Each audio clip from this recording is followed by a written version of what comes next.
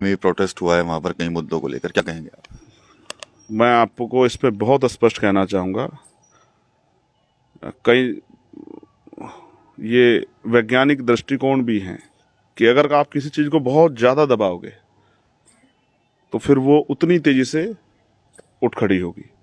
इस देश में सदियों से कमज़ोरों को, शोषितों को, मजलूमों को दबाया गया और फिर उन्होंने अपनी लड़ाई को लड़ने के लिए मैदान में आना का रास्ता चुना। आप ये महसूस करो, जिस तरह से इस देश में धार्मिक आज़ादी छीनी जा रही है, जिस तरह से टारगेट करके एक वर्ग को परेशान किया जा रहा है।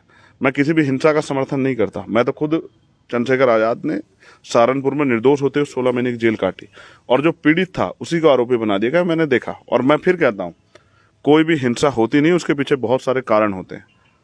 एक बहुत बड़ा आक्रोश होता है जो लंबे समय से पनप रहा होता है और जब उसको जगह मिलती है तो वो ज्वालामुखी की तरफ फट जाता है।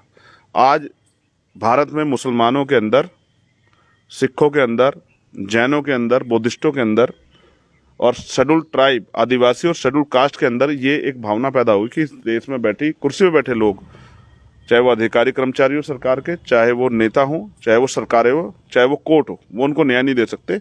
इसलिए उनको अपनी लड़ाई सड़कों पर आकर लड़नी पड़ेगी। और कई बार ये देखा गया कि जो कार्रवाई होती है, चाहे पुलिस द्वारा हो या अधिकारियों द्वारा, वो सारी कार्रवाई सत्ता के इशारे पे होती है, क्योंकि पुलिस और एडमिनिस्ट्रेशन सरकार का होता है।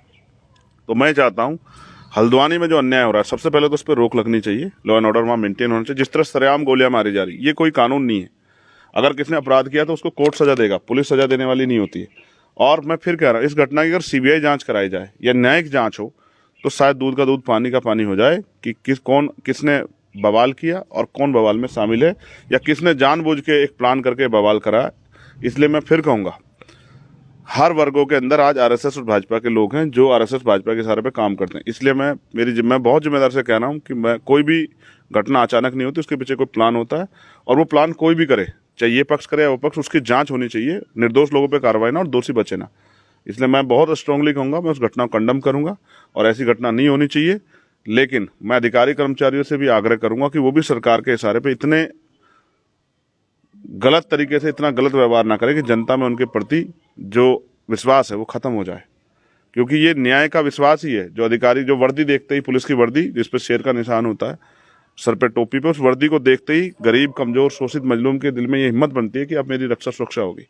लेकिन अगर वहीं उस पुलिस का दुरुपयोग हो तो इसके परिणाम खतरनाक हो सकते हैं। इसलिए मैं फिर कहूँगा, धामी सरकार से आग्रह करूंगा कि वो जिस तरह से वो यूसीसी पे लाया और उन्होंने बहुत सारी चीज़ें उसमें रखी, अभी चीज़ें हम उसको स्टडी कर रहे हैं कि क्या उसका, उनके पीछे पॉलिटिकल मोटिव क्या है। तो आज भी मुझे ऐसा लगता है पूरी घटना पॉलिटिकल मोटिव से, और इसकी अगर जांच होगी तो शायद पता लग जाए कि ये किसने कराई और क्यों कराई। तो इसलिए मैं सरकार से आग्रह करूंगा कि मुसलमानों पर वहाँ जो अत्याचार कर रही है सरकार, अब पुलिस के जरिए वो बंद कर दे। ये अच्छा होगा सरकार के लिए।